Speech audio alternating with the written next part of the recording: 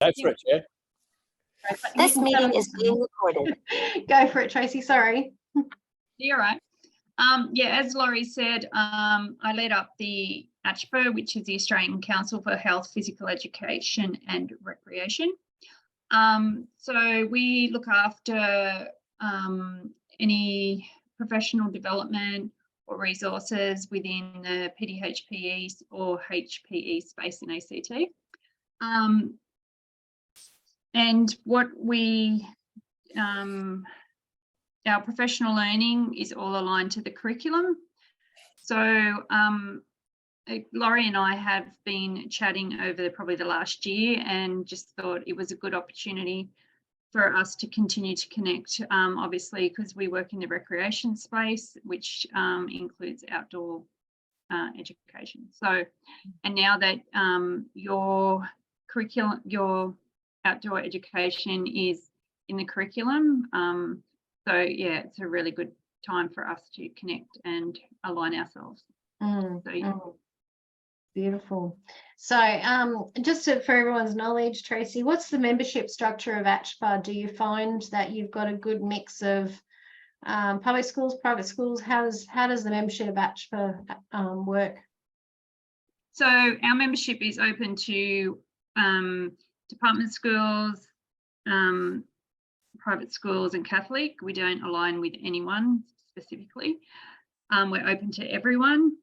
We do find that majority of schools do pay for membership. Occasionally teachers do pay for their membership, but I feel predominantly, especially in the private and Catholic sector, schools pay for their membership. Yeah, great. Awesome. So I thought it was good for you guys to know that as we go through the discussion on how we add value for the teachers and what we want to do, because as we know, and I've filled Tracy in on this, we originally got together as a subcommittee to really push the advocacy on getting more outdoor education embedded into the schools. And obviously majority of which was public system, where they didn't see the value as much as the private system. But you know, as we know, we're looking at our charter and what we want to do as a group, and several pieces of discussion have been coming through the meetings up to date, which includes things like, you know, how do we add value to what we provide teachers, schools, etc. So let's see where the conversation leads. So the only ones we haven't got on screen at the moment are Chris Walker, Dan McNamara, and Catherine Shaw-Ullman, however you remember her. She's now Shaw is her married name, I think. Yes. So she is held up with a staff. She said she'll be with us as soon as she can. I know Chris is coming back from a camp, so he said he'll join us as quickly as he can. So the only one I have got apologies from is Dan, who's just taking a leave of absence for a little while. So let's jump into it. Today is all about the charter. So I suppose what I'd like to do is hand over to those that have been looking at the charter and having a bit of a play with it. I noticed no one has added anything into the Google Doc except Angelica. So I'm assuming you're all holding your content till tonight. I'm hoping. So well, yeah. Sorry, Laurie, I thought I had. So if that hasn't been added, I haven't particularly put my name on it, but I did add some content. So okay, it's missing. Okay, let me share screen so you can see what I'm doing. I'm online on the online version, but thank you, Helen, if you have. So this is draft. Have you've made comment on some of this stuff, or Helen? Is this? So I hadn't really added comments. I just sort of edited some of the content of the document, which probably doesn't pop up. Okay, my fault. I should have reminded everyone you must do suggesting, otherwise it does, and you can't see what's been changed. Right. Sorry, my apologies. No, it's all right. It's probably my fault. I didn't remind everyone. So tell me, what did you change? Yeah, take us just through some wording. I'm going back into it in terms of where exactly, but just a little bit of wording around the values. So the second part of the values are connecting people building communities, understanding and respect. Oh, I like that. Yeah. Obviously, it's in draft, so it was really just to throw something in there. We'd all asked for some content admissions, and then we could discuss further. That's it. Yeah, absolutely. That's good. Can't really remember where else I did That's okay. add some other bits and bobs, but it was more just words here and there. Yeah. So let me just go to the bottom where Angelica, I can never remember how she says it, Angelica, influence decision makers and planners in education system as to the value of the outdoors, which came across quite heavily in our earlier discussions around how we want to make sure that that is one of the communications objectives and advocacy objectives. Great. Okay, so should we start at the top then and work our way through? So the purpose of the education subcommittee to define, which was a big discussion we had around the definition of outdoor learning, education, advocacy and support communities in the outdoor education space. We need to understand how we're going to do that, and I wanted to emphasize this point because I know we're learning with our subcommittee, committees evolving, and one of the subcommittees was a little bit confused about sort of where it sat in reference to the board and, you know, everyone else. So I think it's really probably an idea to set the framework as saying the board is strategic, as it is with any board of directors. They are charging that strategy and budget associated to me to operate within. The subcommittees are a conduit for me to get better content and advice in reference to the sectors of which they represent. That then is tabled in a subcommittee forum where there is action required if it falls within the current strategy of the organisation. It's a no-brainer. We action it and we do accordingly. If it doesn't, then it goes to the board of directors for further consult and either approved or amended accordingly. Does that make sense? Yep, cool. Okay. Yep. So I just thought I'd say that from the outset. I don't think there's any issue with this committee with that, but I thought that might just set a framework for any discussion that might come into that purpose area. So how do we feel? Are people comfortable with what they're seeing on screen there? Can everyone see it okay as well? Yep, can see it. I wondered if I had missed, or I wasn't really sure. I was thinking about adding something to those definitions, but Yep.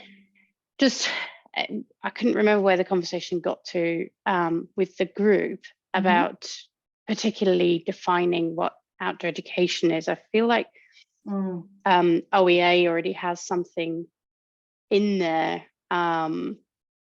just about what outdoor ed is, and I'm wondering if we shouldn't lever off what's already been put together and spent a lot of time on, or whether this is where we start and then take that from there. That's a beautiful segue to hand over to the current chair of OEA to ask Pete for his guidance in this area, maybe.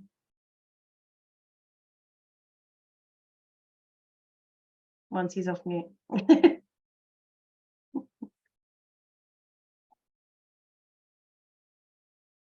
Sorry, I got That's a all right. million screens going. I never know where my mouse is. No, there's an ongoing conversation about outdoor education versus outdoor learning versus learning in the outdoors. And outdoor education traditionally has been, most people would think of senior secondary and outdoor ed programs and program providers like what Dave was mentioning before, and that's all fine and good, but I think we need to be inclusive of preschools. You know, I think the phrase age 5 to stage 5. And so we need to make sure what we talk about is understood by the age 5 teachers, so to speak, as well as, leading into those other things. So the OEA definition is a great place to start, and OEA is having these similar conversations as well.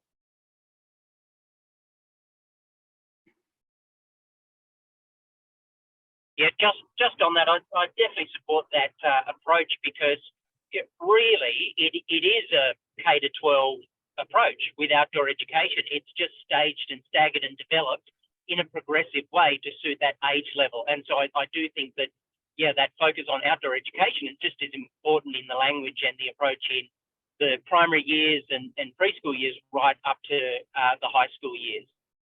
That sounds good. Mm.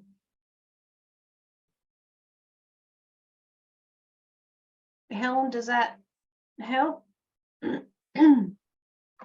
Yeah, it answers the question. Well, I haven't got any particular definitions front and center that we can throw in here, but I think that's probably the next thing, is to put it in and then see if it works across all ages. Yep. Okay. So can I just reiterate, we're talking defining, advocating, and supporting. Now, obviously, when it comes to it, yeah, that's telling us, how we can support communities to further improve the outdoor education space or get more access to it, advocate for policy change to ensure that it continues to grow, and defining. So from the aspect of, at the moment, we'll define our spaces age 5 to stage 5, but knowing that we've got to define what is outdoor education as part of the objective. Awesome. Okay, great. So the only thing I would just disrupt in that is when we talk about age 5 to stage 5, that feels really school centric. But we're talking about all young people, or I think we're talking about all young people should define it in that way, and so that should not see a stage piece associated with it. We can be more general in terms of inclusion if we don't talk about schools. That's what I was thinking. So you mean Yeah, I just on that, like, and I'm wondering if you're alluding to tertiary, but it is the education subcommittee and it is about school education. It's not about hobbyists. There are other subcommittees who can deal with those issues. Yeah. Yeah, no, I wasn't particularly thinking hobbyists. I was thinking more about participation, and certainly when we talk about outdoor education, that's the angle that I'm coming at it from. We're talking about including other sorts of groups that aren't coming. They're young people, but they're not coming from a school. So their participation is in outdoor education, but they're not coming from a school. So you're referring to the community groups that come and do camps with you? Yeah, communities, charities, family groups, carers, young people. The outcomes are outdoor education. Yeah, I guess that was what I was thinking. It's a really good point, and a really good point of the subcommittee to say, is that our wheelhouse or not? Yeah, so really good point, Helen. Knowing that a lot of our operators like OEG play in that space. Taking Peter's comment though, this was set up as an education outcome driver. So do we separate that now and make that clear, or do we throw it in the mix and make it part? I would be more comfortable with staying within school. Yeah, things that happen within schools, regardless of whether it's early childhood, right through to secondary. I think tertiary is another thing altogether. But I think it should be within schools. However, if we find something and we have an issue, we could pass on in the broader thing. We can pass that on through Outdoors New South Wales to other committees, perhaps, to deal with it. Even keep an eye on it, So I support Peter's. Let's stay as educated, within the education system. Yeah, as I say, it's a really. So I would include TAFE in that as well. But it's like, with the PE society, while, you know, most people will access sport through community associations and their local footy club, you know, the PE society doesn't seek to represent local footy clubs, or, you know, there is a difference. And we have bookings at our place from community groups as well. But Yes, you know, that's true. Yeah. And if I keep going back to this one here about advocacy, we know that our primary discussion again that we got together is around that advocacy piece for public schools, but also, you know, all schools to change policy to allow more outdoor ed. No, good conversation, really good. I love the devil's advocate bringing that in because it just refines what we're doing and it keeps everyone on the same page. Tracy, how do you feel? You're the newbie to this, so yeah, is this making sense? Yeah, and I agree. I think keeping it within the school area or context. I mean, as we move through, I guess if it gets, we can maybe move the goalposts as we move through. And sorry, this is the first time I've seen this document. Oh, sorry, I did send you the link though, didn't I? To the Google Drive, because you've got access to all of this here. Oh, okay. Yeah, Okay. which is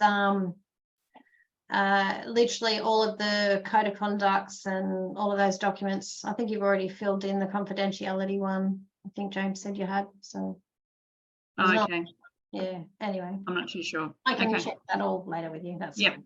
All good. Okay. All right, let's keep going in the interest of time. My goodness, we're 25 minutes in already. So values, how do we feel with this? Is this resonating with everyone? Is this the space we want to be?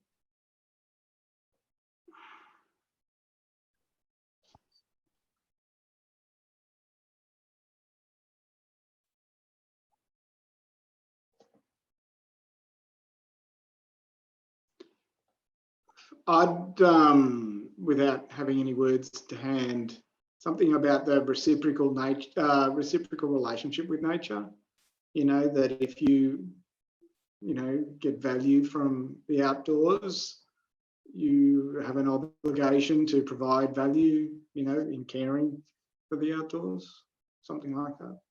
I can't type tonight. Yep.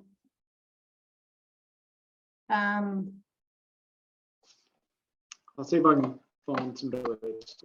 Yep.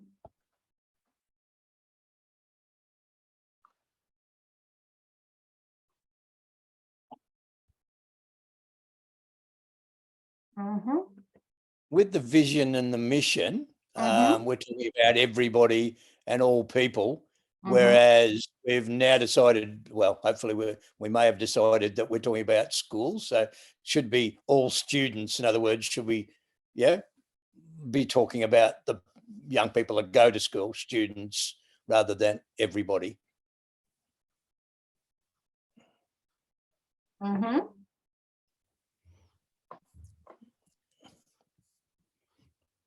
the same in the mission, to people, to students of all ages. I mean, all ages again is,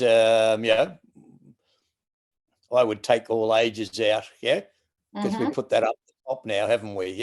Yeah. But we're not going tertiary yet, are we? No. So do we say students from K to 12? Yeah, we could put that in there if that's what Peter suggested, if everyone's happy with that. Well, and I'm not opposed to people who might be learning about the outdoors in TAFE colleges, and like I see that, you know, I see even to the university sector where they're developing outdoor ed teachers. It's all you know, education, like a formal educational institution. I mean, one thing there is we can always occasionally go outside our remit, but our remit does sort of define what we should be concentrating on. I guess that's, to me, the key.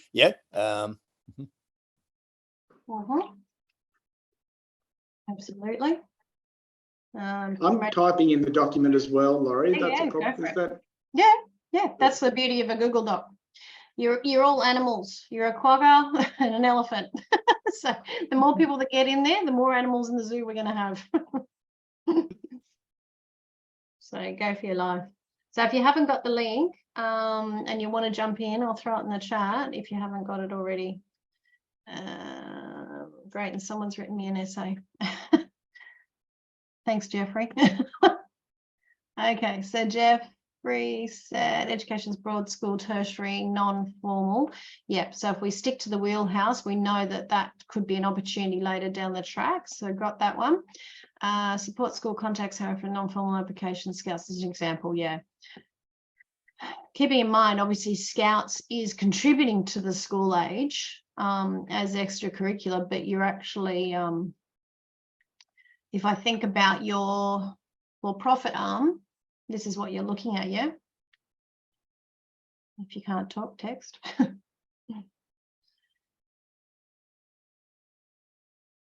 No, you can't talk. Okay. Okay, so are we close?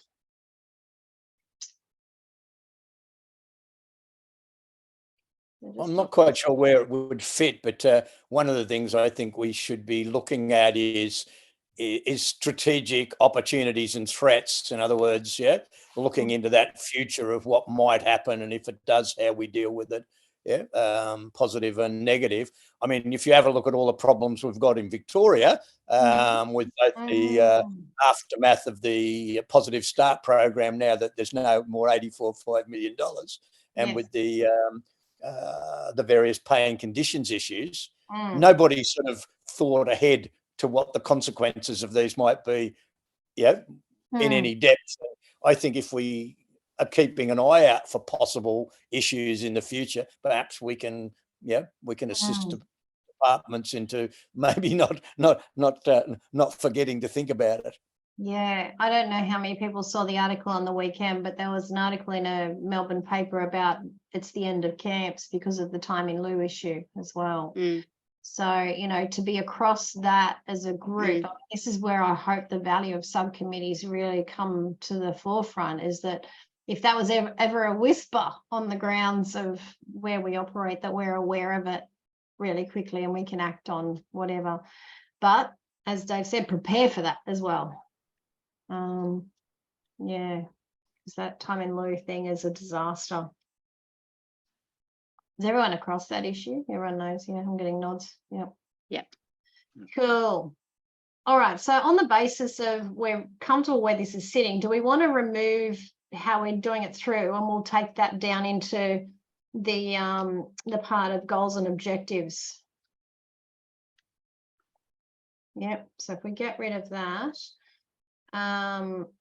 Okay, so goals and objectives.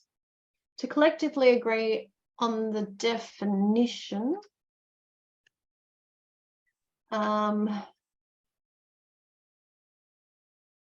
the outdoor education landscape for our stakeholders. Advocate to decision makers and education professionals about the benefit and value of the outdoors in education for adults and young people alike. Do we want to change this to back to school age? I'm not uncomfortable how it is. Yeah, it's broad, but on the note that our activity will be K to 12, but yeah, it's probably the messaging about it. That's fine. Engage, support stakeholders. Parents, for instance, yeah. So I mean, yeah, if we don't convince the parents and the leadership teams in schools of the value, then the kids won't get it at all. That's a good point. So that's where your adults is concerned. Yeah. Okay. Engage, support stakeholders to promote access to and enhance the quality of sustainable outdoor. This was the one for me that I went confused. Does that make sense to anyone? I mean, really, the quality of your program is going to come down to the quality in educational training of your staff. And so that, yeah, it may not be the best place for that point, but we do want to advocate for good quality programs, but that's a very hard one. Who's elephant? One of you's an elephant. No one Not wants. me. Is it sustainability or sustain? Jeffrey. Okay, thanks, Jeff. Okay. Is it sustainability or sustainable outdoor ed? What that might be, and I'm not clear, but it might be promoting and facilitating high quality, what we would call providers, to liaise with schools. I think that's what they're saying, and I think that's a worthy thing to do. These people, they run a very high quality program around this activity. Schools can't do everything by themselves. But I don't know if that's what I think it might be, but I didn't write it, so I don't know. Yeah, I'm trying to draw on what also it might be, but if we just talked about the time in lieu, and we're talking about sustainability and delivering outdoor education, it's about sharing the value of it and elevating the value of it in education. I don't know if people, we probably need to reword it to really state some of these other things that we're coming up with. But I would have thought it's self-fulfilling. There's a piece for each. Education needs outdoor ed needs education. Maybe if we change the engage support Yep. to identify resources to assist stakeholders. They might be stuff we provide, or they might be stuff it already exists and we identify. But if we identify resources, that could be a way to put that. I like that part, but I also think that there's one missing here, which is that ear to the ground. As you just said, Helen, how do we find out about that time in lieu? How do we find out about that grant that's going to set us up for 6 months and then fall away? I think that's a great one, Dave. I really do. And I think that's something that I would hope that we deliver as a group, is to bring up things that we can support teachers with to improve an ongoing commitment, which is where I see sustainable, Jeffrey. Again, correct me if I'm wrong, guys. But I think there's this, how do we know about the issues, and having the beautiful network that we do on the screen, that knowledge coming to the committee. How do I write And that? to be honest, I don't know, but I think the word outreach is somewhere in there. The problem is, I think awareness at this point in time. There would be a lot of people in the outdoor ed community, myself included, who were aware of the time in lieu conversations before they happened, as they were part of an enterprise bargaining negotiation, and we know that because we're teachers, and covered by that enterprise bargaining agreement. Never occurred to me to include Outdoors New South Wales ACT in the loop of that, and that's this is the issue. And partly because I just know how enterprise bargaining agreements work, and they're behemoths, and they're very difficult to engage with. So is it more about identifying the challenges through the network? I'd be identifying opportunities where Outdoors New South Wales and ACT can partner with the like-minded organisations to, work on issues of common importance. Something like that. Yeah. It's also getting those practitioners, schools, stakeholders out there to actually talk to us about what they hear and what they see and what they worry about. It's that communication chain. I mean, Laurie, a lot of the stuff that I send to you, it's not stuff I think of. It's stuff that people talk to me about across the spectrum because they know that I will talk to people like you about it. Yeah? That intelligence gathering trust system. Guys, feel free to wordsmith if you're in there, please go ahead. But it's looking good. So bringing that to the fold, and that might be more of further down here where we say the approach, you know, it's actually that we might decide that every meeting, the first 10 minutes is right, what's happening, what's going on in the space, and defining it in that agenda of, yeah, I mean, first 10 minutes is any news from the sector. Oh, fist. See, I told you I can't type tonight. Okay. Okay, sorry, let me go back up here. So, yeah, and the Vibrant Network was our last dot point there, which was around, right, well, it's probably a little bit around the resources, but to create that, you guys are a bit of a conduit to making sure we have an opportunity to bring a network of outdoor educators together in New South Wales and ACT. Do we still agree with that? We may not. Yes. Yeah, great. Yep. Fabulous. Oh, see again, I can't spell.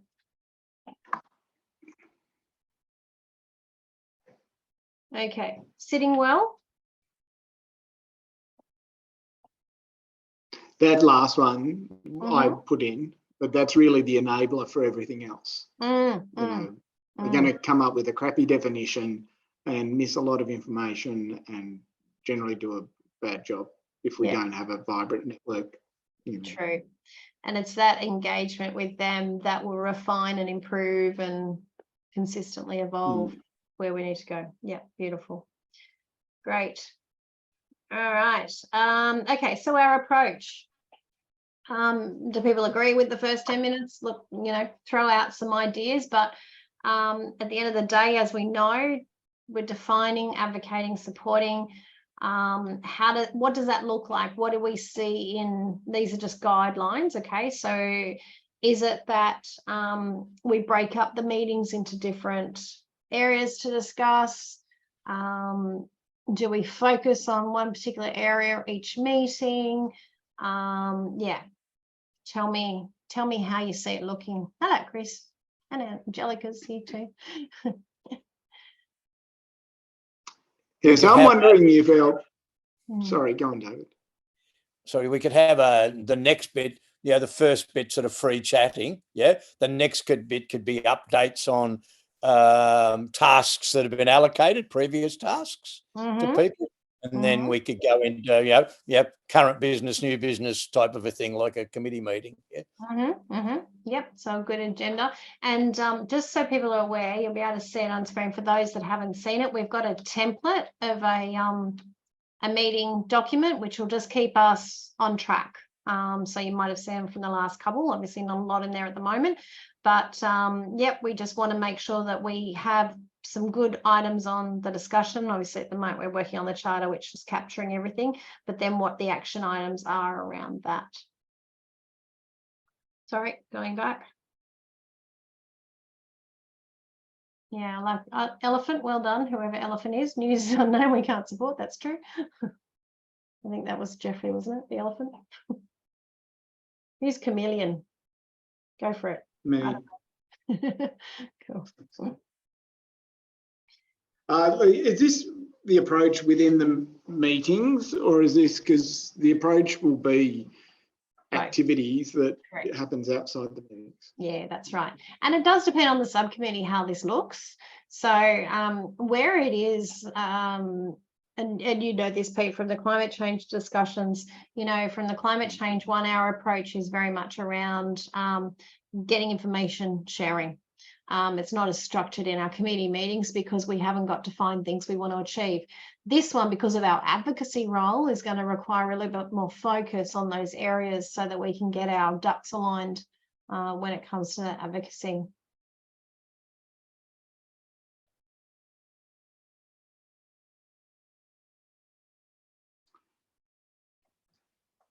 So I think we need to, well, develop a series of activities to engage outdoor educators. Mm-hmm.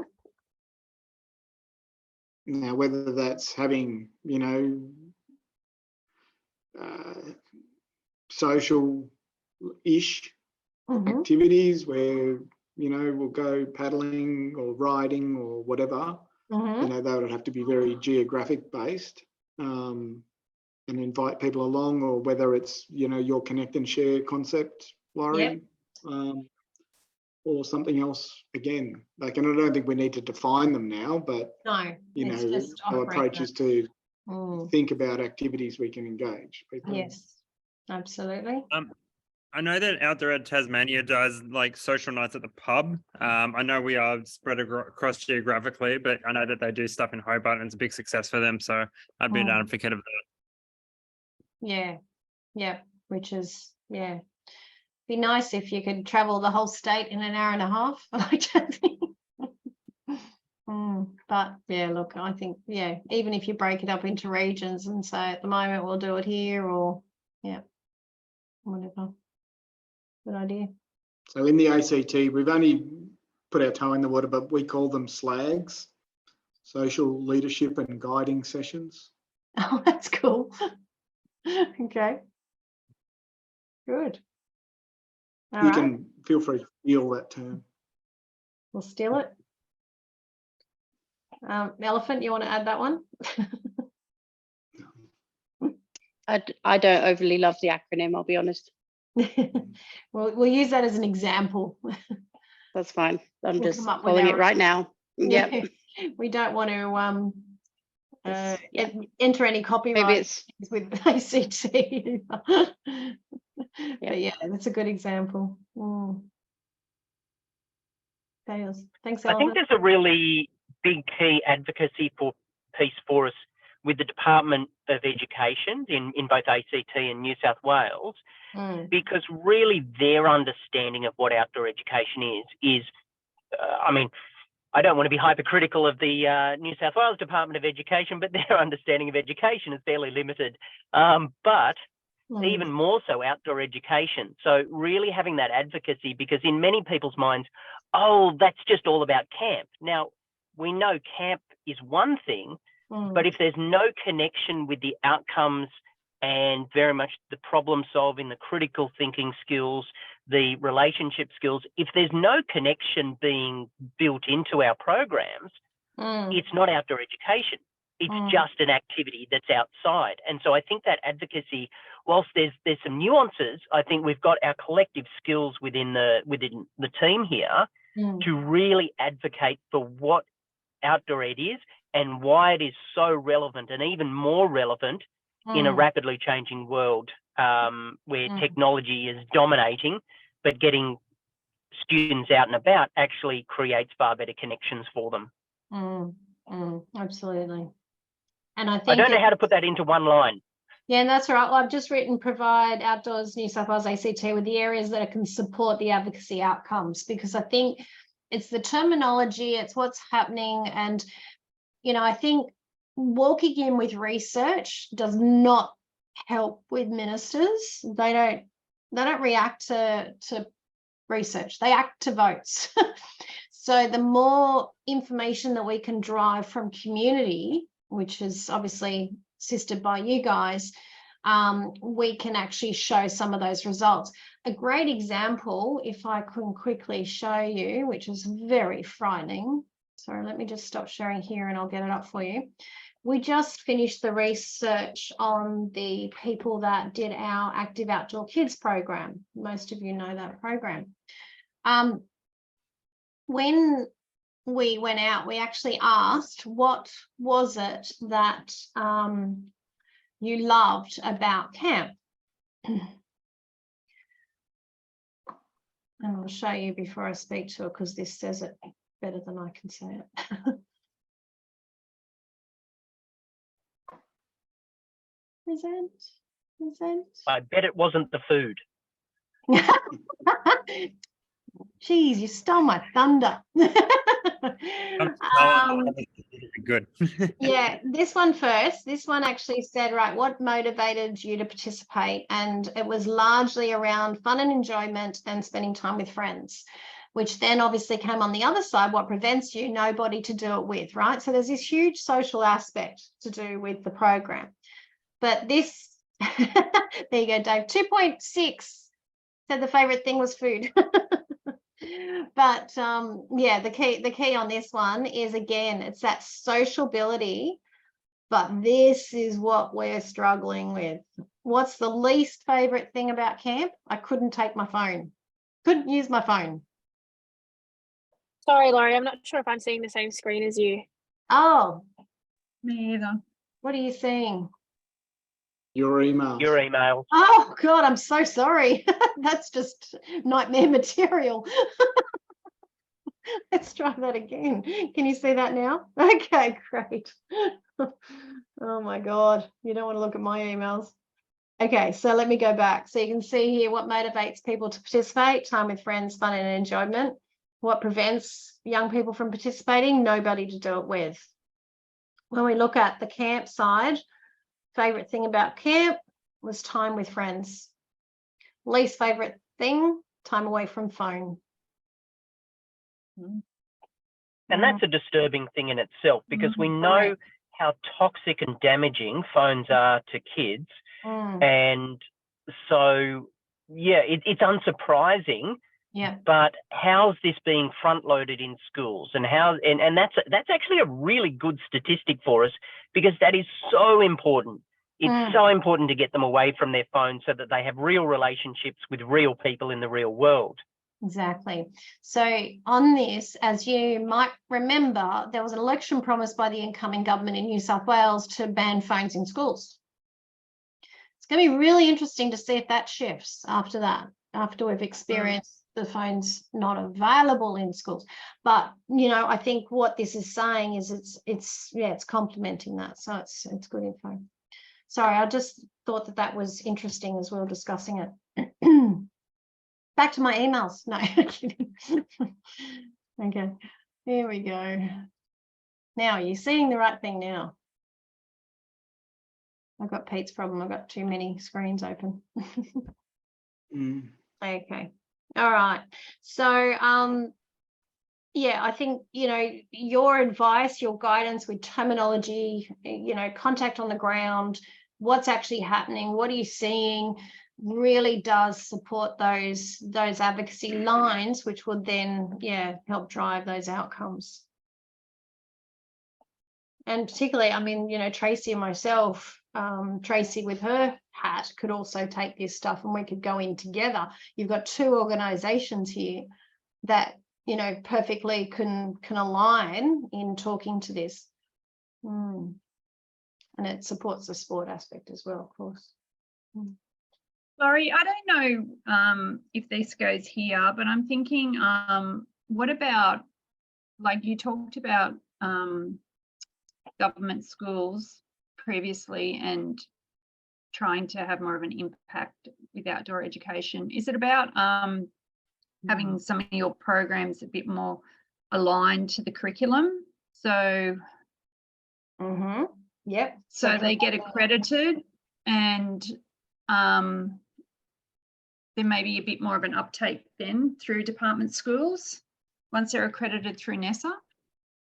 So by programs, you mean the AOK program? Or just I'm just thinking programs in general. I mean, I know you would have so many different types of programs, but just to get your foot in the door with department schools. So at the risk of at the risk of generalizing, my feeling is with government schools, the problem begins and ends with cost.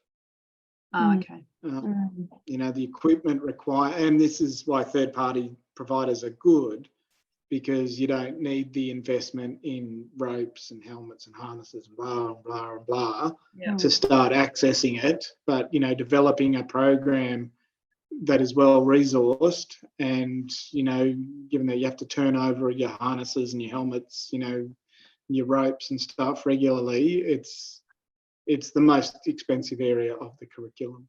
And given that it's, you know, only recently just sort of had its own formal acknowledgement, you know, in stage 5 and stuff. Yeah. Yeah, and often, you know, if I look at the basic model of outdoor education, if I took one of my local schools as a great example, you know, it's like, oh, we have to run that yearly camp, so that's our contribution to outdoor ed.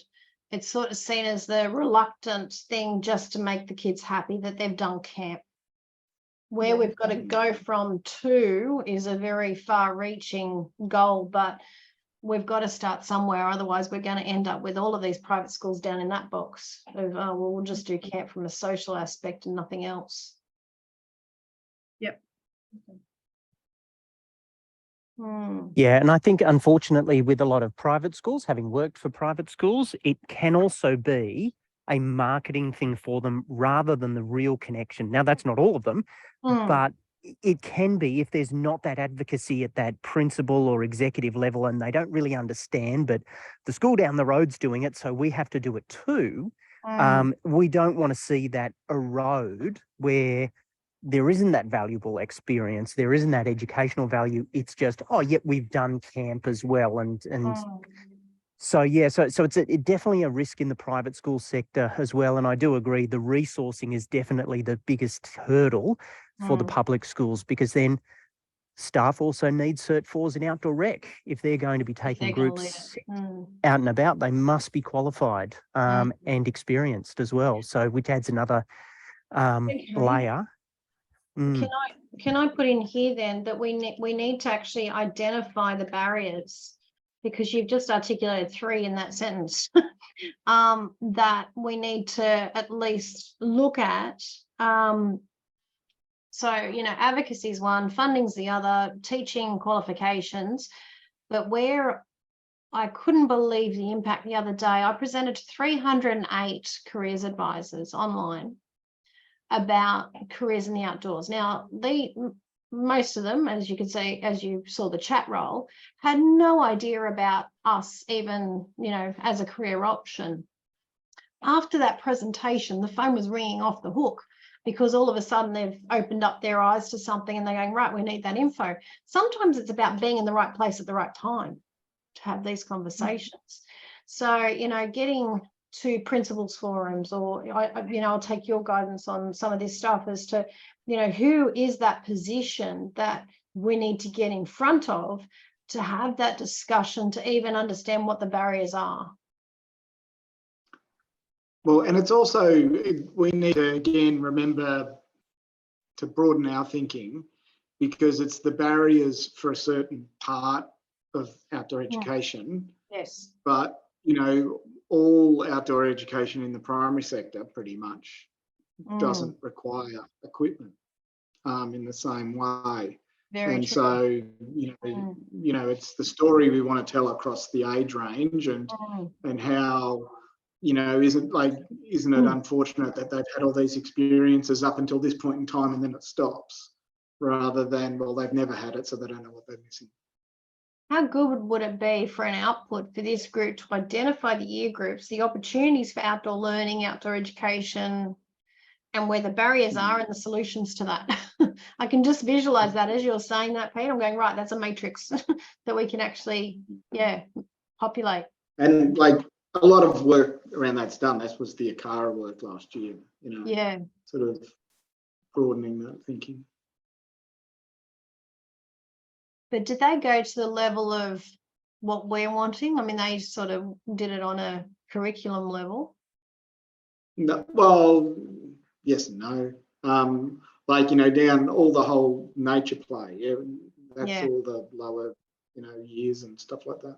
And nature play, as I said, I think I said at last meeting, we've got to be very careful not to play, excuse the pun, in that space, because we've got potentially this nature play group coming through with this funding from DET. So we've got to make sure we stick in our lane and let them stick in theirs. But, you know, I'd love to see once they're up and running that, you know, occasionally we come together and share. I mean, the other thing is education obviously is about life skills and to a main degree employability when you leave school, yeah. And perhaps we should be identifying how outdoor education and actually improves people's employment options. Yeah, because that's not clear. So is that our wheelhouse? Is that an area we want to? No. I think it's in the wheelhouse of Outdoors New South Wales ACT. I don't think it's in the education. Agree. Yeah, not too sure if it's this group, but yeah, that's what I was thinking. Great. Guys, with 3 minutes to go, I'm feeling a little bit more comfortable with where we've landed on that. Shall I give everyone a week just to have a look at their comments, and then after that I'll accept changes and things and throw it around to everyone as a last review. It'll go to the board meeting on the 5th of June for ratification, if everyone's happy. How's that sound? Yeah. Great. Yeah, sounds good. Okay. Sounds good. So a week today is the 22nd. So if I can get you guys to do a deadline in your diary, must have provided comment to the Google Drive for that document by then. And yeah, I think it's looking really good. I think we've got some really good skills on here. I think not much will change here, but please add your comments in accordingly. Measures of success, I'm not too worried about this point, because I think as long as we get this right, we can really start. And the board are pretty good with that. They don't mind seeing that absent. It's more about the approach that we're gonna take, and also the objectives of what we're trying to achieve. Amazing, great discussion. Thank you. Well, thank you, Laurie. Yeah, no, really good stuff. I'll send that as an email and the link to the recording as well for those that missed it. And if you want to look back on anything, you're more than welcome, because you just want to relive these meetings over and over and over again. Anyway, have a great night, and we'll talk to you all soon. Thank you so much. Love your work. Thanks, Laurie. See you guys. Bye.